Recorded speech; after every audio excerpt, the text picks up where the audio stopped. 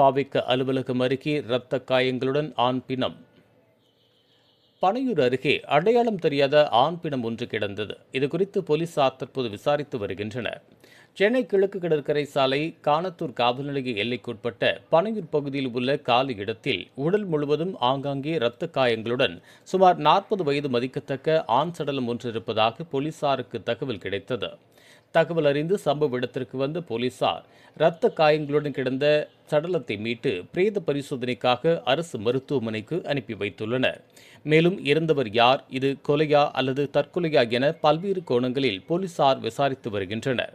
தமிழக முதல்வர் விஜயின் அலுவலகம் அமைந்துள்ள முக்கிய பகுதியில் இரத்த காயங்களுடன் அடையாளம் தெரியாத சடலம் கிடந்த சம்பவம் ஈசிஆர் பகுதியில் பெரும் பரபரப்பை ஏற்படுத்தியுள்ளது. இதுபோன்ற உள்ளூர் செய்திகள், மாநில செய்திகள் மற்றும் பயனுள்ள தகவல்களை உடனுக்குடன் தெரிந்து கொள்ள GST ஆன்லைன் மீடியாவை இலவசமாக சப்ஸ்கிரைப் செய்து கொள்ளுங்கள்.